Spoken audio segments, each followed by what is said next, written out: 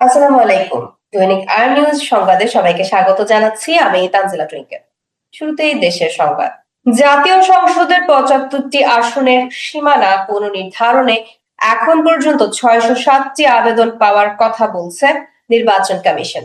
কিন্তু খসড়া প্রকাশের আগেই জমা পড়া এসব আবেদনের নিষ্পত্তি কিভাবে হবে সেই সিদ্ধান্ত এখনো হয়নি। কমিশন বলছে তারা পরের সভায় এসব নিয়ে আলোচনা করবে। তবে কেউ কেউ বলছেন ভোটার কিংবা জনসংখ্যা সীমানা নির্ধারণে যে কোনো একটি বিষয় বিবেচনা নেওয়া উচিত। দেশের বর্তমান রাজনৈতিক পরিস্থিতি, নির্বাচনের তারিখ, জুলাই সনদ ও সংস্কারের মতো বিষয়গুলো মোহাম্মদ ইউনূস ও তারেক রহমানের বৈঠকের আলোচনায় থাকতে পারে বলে আভাস দিয়েছেন প্রধান উপদেষ্টার প্রেস সচিব শফিকুল আলম। যুক্তরাজ্য সফররত প্রধান উপদেষ্টা ইউনূসের সঙ্গে বিএনপির ভারপ্রাপ্ত চেয়ারম্যান তারেকের আলোচিত বৈঠকটি শুক্রবার সকালে হবে বলেও তথ্য দেন প্রেস সচিব। ৪ দিনের সরকারি সফরে যুক্তরাজ্যের লন্ডনে অবস্থান করছেন অন্তর্বর্তীকালীন সরকারের প্রধান উপদেষ্টা ডক্টর মোহাম্মদ ইউনূস।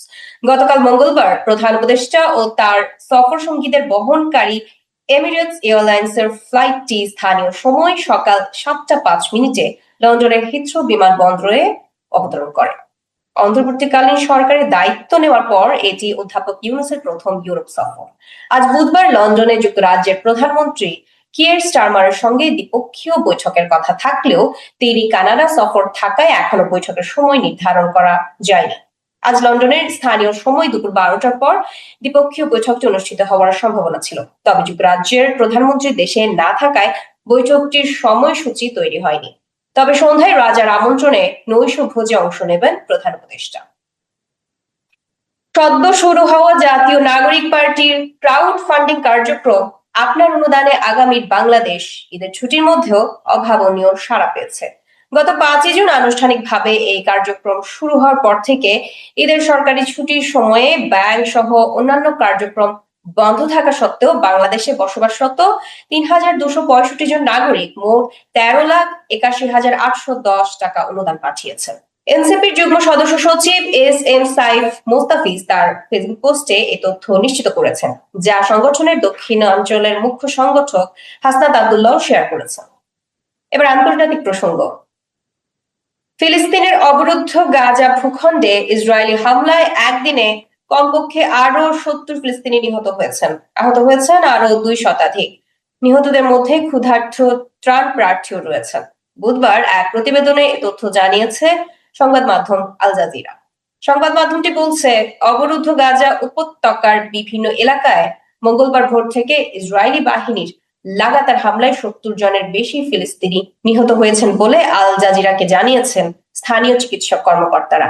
নিহতদের মধ্যে ক্ষুধার্ত ত্রাণ প্রার্থীও রয়েছেন। জাতিসংঘের মতে এখন দুর্ভিক্ষে পড়ার আশঙ্কা রয়েছে গোটা গাজা। এবার খেলার খবর। চিরপ্রতিদ্বন্দ্বী আর্জেন্টিনা নিশ্চিত করেছে আগে এবার ২০২৬ বিশ্বকাপের টিকিট নিশ্চিত করলো ব্রাজিলও।